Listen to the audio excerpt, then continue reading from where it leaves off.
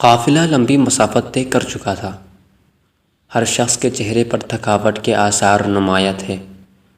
جانور بھی تھک کر چور ہو چکے تھے، یہاں تک کہ لوگ ایک ایسی جگہ پر پہنچ گئے جہاں پانی موجود تھا۔ چنانچہ اسی جگہ قافلے کو روک دیا گیا اور رسول اکرم صلی اللہ علیہ وآلہ وسلم بھی اس قافلے کے ساتھ تھے۔ تمام قافلے والوں کی طرح وہ بھی اپنے اونٹ سے نیچے اتر آئے۔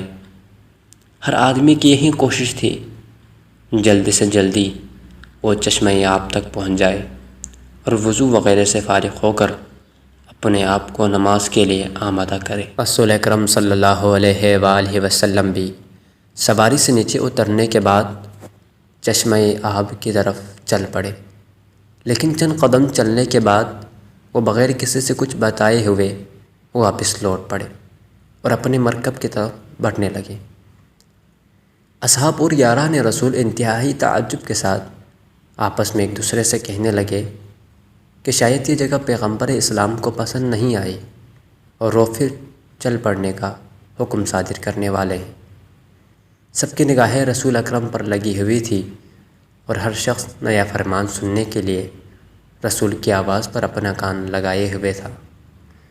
سب لوگ اس وقت اور زیادہ حیران ہو گئے جب انہوں نے یہ دیکھا کہ رسول اللہ نے کمر بند اٹھایا اور اپنے اونٹ کی کمر باندھنا شروع کر دیا۔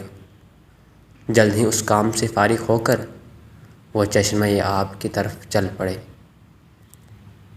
چاروں طرف لوگوں نے فریاد شروع کر دی، اے اللہ کے رسول، آخر آپ نے ہم لوگوں کو یہ حکم کیوں نہیں دیا کہ اس خدمت کا شرف ہمیں حاصل ہو جاتا؟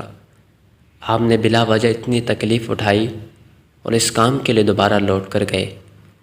ہم تو بڑے فخر کے ساتھ اس کام کے لیے ہمتاً آمادہ تھے۔